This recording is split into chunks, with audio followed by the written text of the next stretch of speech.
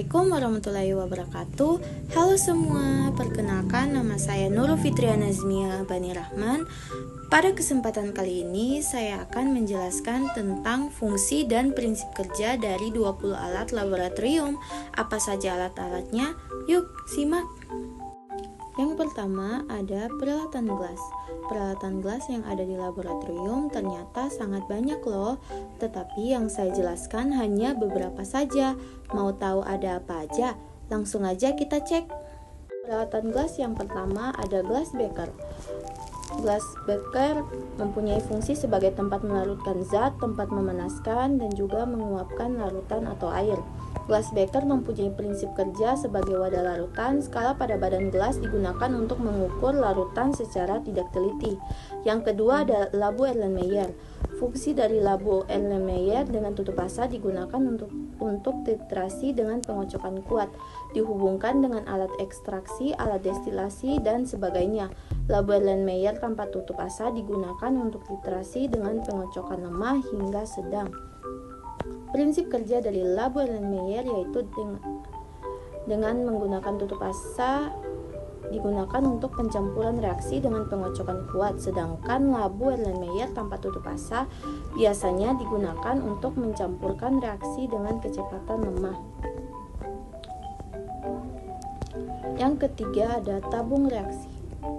Fungsi dari tabung reaksi yaitu untuk mereaksikan larutan dan untuk memanaskan sampel atau cairan.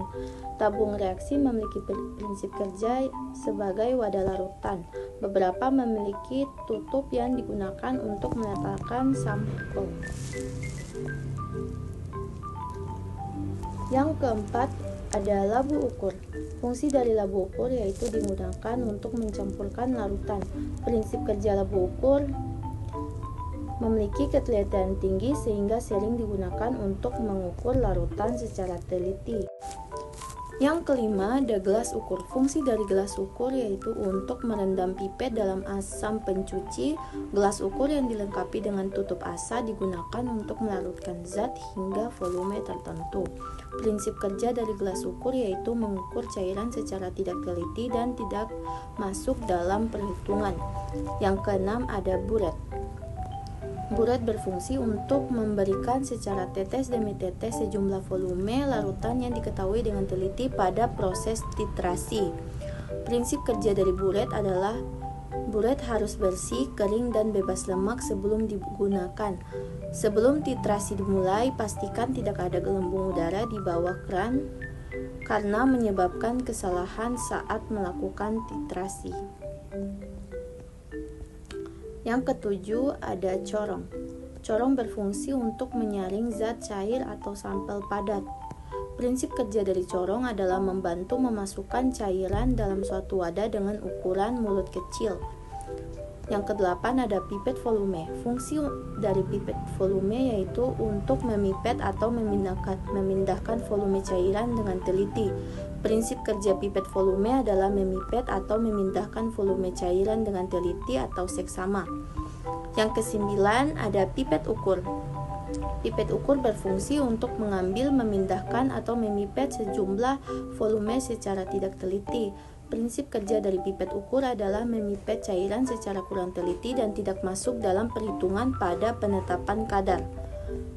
Yang ke-10 ada desikator. Fungsi desikator yaitu untuk mendinginkan bahan atau alat gelas, misalnya krus porselin dan botol timbang. Setelah dipanaskan dan akan ditimbang, mengeringkan bahan atau menyimpan zat atau bahan yang harus dilindungi terhadap pengaruh kelembapan udara. Prinsip kerja desikator adalah mendinginkan, mengeringkan, serta menyimpan zat atau bahan. Yang ke-11 ada batang pengaduk. Fungsi dari batang pengaduk yaitu untuk mengaduk larutan atau suspensi yang umumnya berada pada gelas kimia, Erlenmeyer atau tabung reaksi. Digunakan pula sebagai alat bantu untuk memindahkan cairan dari suatu bejana ke bejana lain.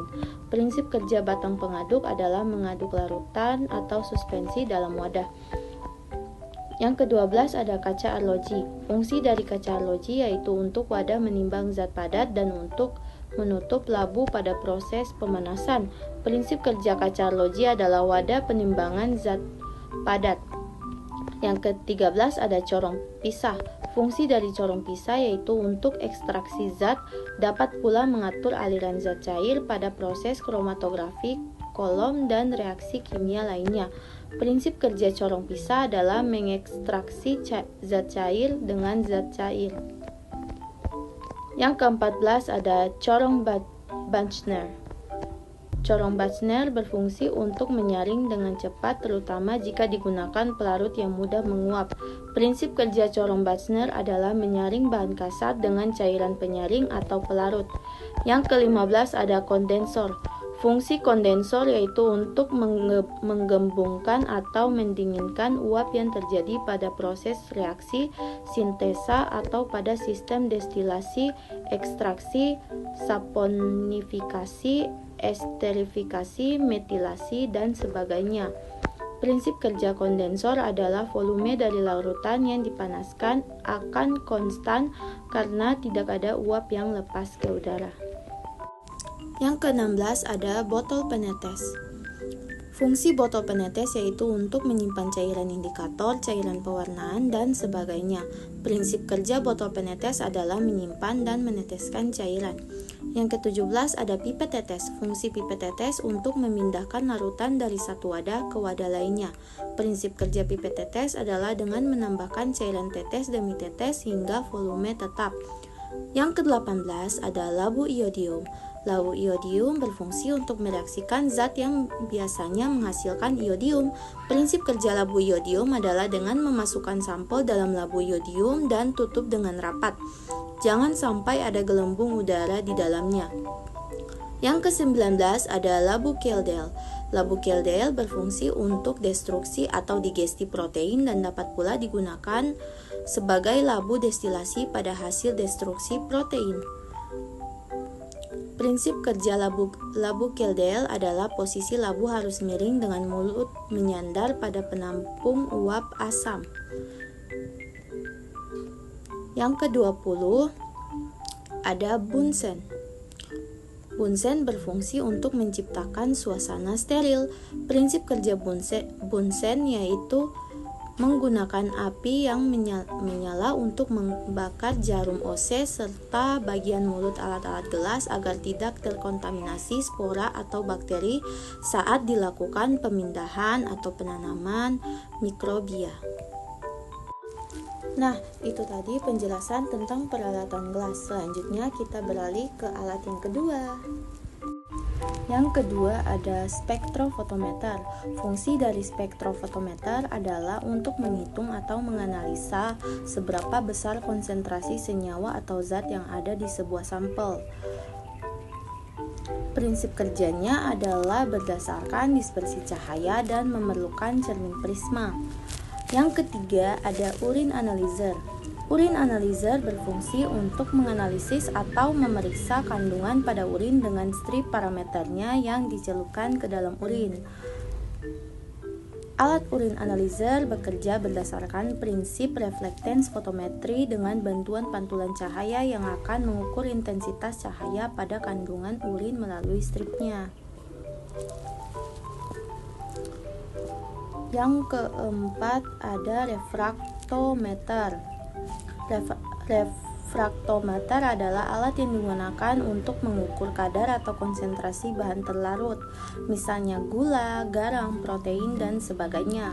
Prinsip kerja dari refraktometer sesuai dengan namanya adalah memanfaatkan refraksi cahaya.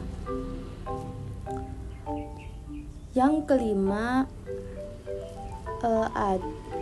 ada infrared vein, yaitu berfungsi untuk melihat posisi vena dengan memanfaatkan prinsip penyerapan cahaya inframerah vein finder oleh darah sehingga darah atau pembuluh darah terlihat jelas dan diproyeksikan secara mudah sehingga dapat dilihat pada kulit. Prinsip kerjanya yaitu memancarkan sinar inframerah dengan memanfaatkan intensitas inframerah sendiri. Yang keenam ada electrolyte analyzer. Fungsinya yaitu untuk pemeriksaan hematologi klinik guna mengetahui kadar hemoglobin, leukosit, trombosit, dan hematokrit pasien yang dirawat. Prinsip kerja dari electrolyte analyzer yaitu elektrod membran yang selektif merespon keberadaan ion lain dalam larutan, juga spesifik menyelidiki keberadaan gas dan ion dalam larutan. Yang ketujuh ada blood gas.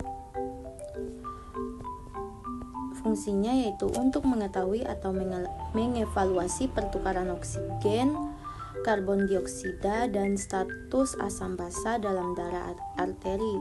Prinsip kerja dari blood gas yaitu gas sampel yang diambil melalui probe akan masuk ke setiap sampel sel secara bergiliran, di mana gas sampel akan dibandingkan dengan gas standar melalui pemancaran sistem infrared, di mana akan menghasilkan perbedaan panjang gelombang yang akan dikonversi receiver menjadi sinyal analog. Yang kedelapan ada elektroforesis. Elektroforesis berfungsi untuk memisahkan fragmen DNA berdasarkan ukuran dan muatan listriknya. Prinsip kerja elektroforesis adalah dengan memisahkan DNA berdasarkan ukuran atau berat molekul. Yang kesembilan ada fotometer.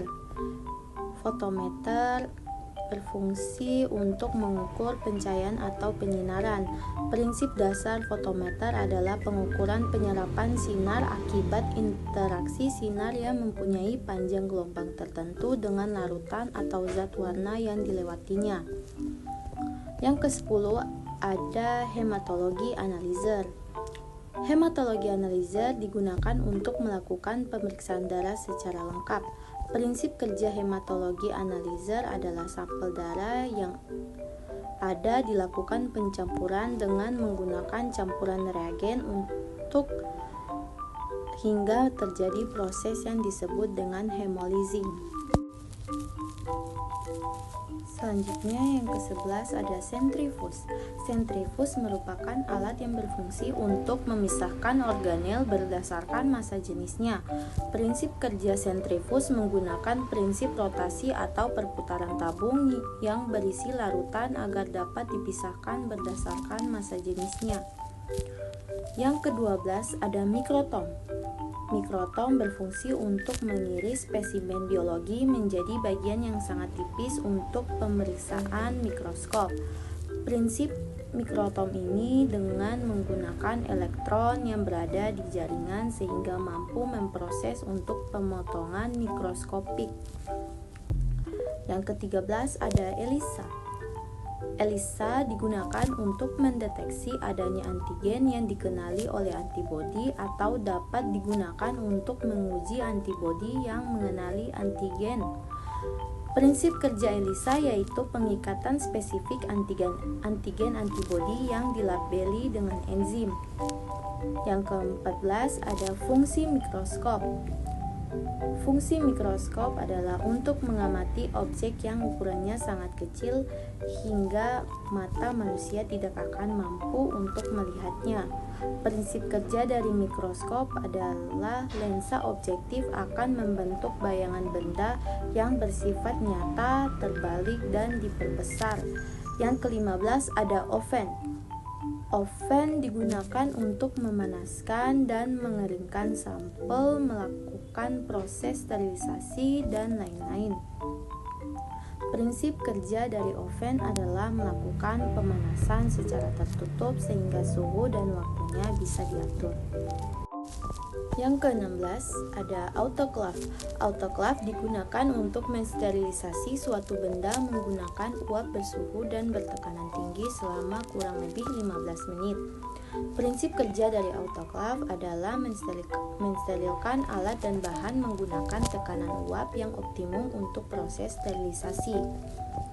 Yang ke-17 ada water bath. Fungsi water bath yaitu untuk menghangatkan objek dengan bantuan air panas maupun uap air panas. Prinsip kerja water bath sebetulnya cukup sederhana, yaitu dengan meningkatkan suhu air melalui lempengan pemanas yang berada di sekitar wadah penampung air. Yang ke-18 ada inkubator. Inkubator berfungsi untuk menginkubasi suatu bakteri agar dapat hidup pada suatu media atau substrat.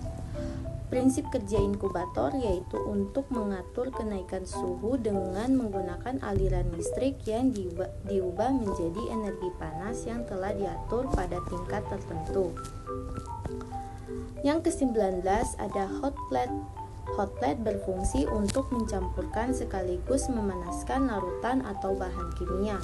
Prinsip yang digunakan oleh alat ini adalah dengan menggunakan medan magnet atau gelombang elektromagnetik yang berputar. Yang terakhir ada fromatografi. Fromatografi berfungsi untuk memisahkan komponen campuran menjadi bagian-bagian partikel penyusun komponen tersebut. Prinsip dasar fromatografi adalah melibatkan pergerakan fase diam dan fase gerak. Nah, itu tadi penjelasan dari saya tentang fungsi dan prinsip kerja 20 alat di laboratorium. Terima kasih telah menonton sampai akhir. Wassalamualaikum warahmatullahi wabarakatuh.